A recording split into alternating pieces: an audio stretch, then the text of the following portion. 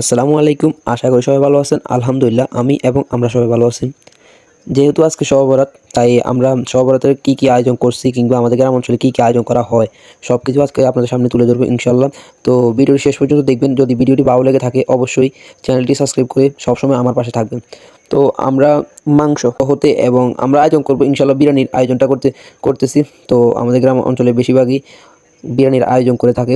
তো সবার বাড়িতে গিয়ে মসজিদের জন্য চাল তুলে আনার পরে, বিক্রি করার পরে, তারপরে যা টাকা উঠে এবং মসজিদ থেকে যা টাকা দেওয়ার পরে ওইগুলো দিয়ে গোস্ত এবং অন্যান্য যা লাগে বিরিয়ানি আয়োজন করার জন্য, যেমন রসুন, আদা এবং অন্যান্য ইত্যাদি আপনারা সবাই জানেন। তো আমাদের এখানে কুটা প্রায় শেষ হয়ে গেছে। ভাই একটু দেরি হইতেছে, কারণ অনেক টাইম হয়ে গেছে, প্রায় মাগরিবের আজানের সময় হয়ে যেতেছে।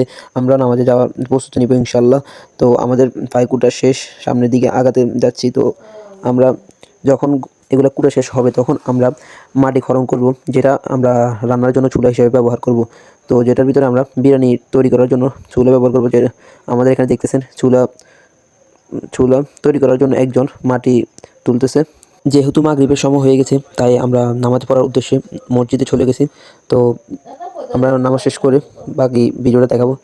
তো এখন আমরা নামাজ শেষ করে আলহামদুলিল্লাহ, তো ছালের ওখানে চলে এসেছি, যেখানে আমরা দেখতেছি আমার সাথে একজন ছাল ধুতেছে, যেটা মানে চাল পরিষ্কার করতেছে। এবং আমিও কাজ করি না এমন না যে ভিডিও করতেছি, শুধু করছি আলহামদুলিল্লাহ।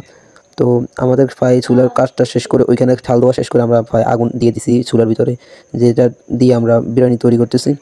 তো প্রায় আমাদের এদিকে বিরিয়ানি তৈরি করা হয় শবে বরাতের সময় কিংবা বিভিন্ন অনুষ্ঠানের সময়। আমাদের এলাকার দিকে মানে বিরিয়ানি একটু জনপ্রিয় থাকে গ্রাম অঞ্চলের দিকে। তো আমাদের প্রায় মাংস সিদ্ধ করার কাজ চলতেছে এখানে। মাংস প্রায় সিদ্ধ করা শেষ, লাস্ট মুহূর্তে আমরা এসে গেছি, যেখানে আমরা চাউল দিয়ে মাংসগুলোকে মিক্স করে পানি দিয়ে সিদ্ধ করে নিব, যেটার দিয়ে আমাদের শেষ পর্যায়ে চলে আসব। তো আমাদের মানে মাংস এবং বিরিয়ানি তৈরি করা শেষ করে আমরা চলে যাব সবার নামাজের উদ্দেশ্যে। তো আমরা এখন এশার আজান দেয় না আমাদের এখানে, তো এশার নামাজও আদায় করতে যাব। আপনাদেরকে শেষ পর্যন্ত ভিডিওটা দেখার অনুরোধ করছি এবং শেষ পর্যন্ত ভিডিওটা দেখবেন এবং ভিডিওটি কেমন হয়েছে অবশ্যই কমেন্টে বলবেন। যদি ভিডিও ভালো লাগে থাকে অবশ্যই চ্যানেলটিকে সাবস্ক্রাইব করে পাশে থাকবেন। তো যেহেতু নামাজের টাইম হয়ে গেছে, এশারের নামাজের টাইম, তো আমরা সবাই নামাজ আদায় করার জন্য সবাই মসজিদে চলে এসেছি। দেখছেন মসজিদে অনেক মানুষ, প্রত্যেকদিন এত মানুষ হয় না, তার কারণ হচ্ছে অনেক কাজ টাজ করে কিংবা পরে এরকম। তো আমরা আলহামদুলিল্লাহ আমরা এশার নামাজ আদায় করে, তো আমরা প্রায় দেখতেছি বিরিয়ানি শেষের দিকে প্রায় হয়ে গেছে এরকম।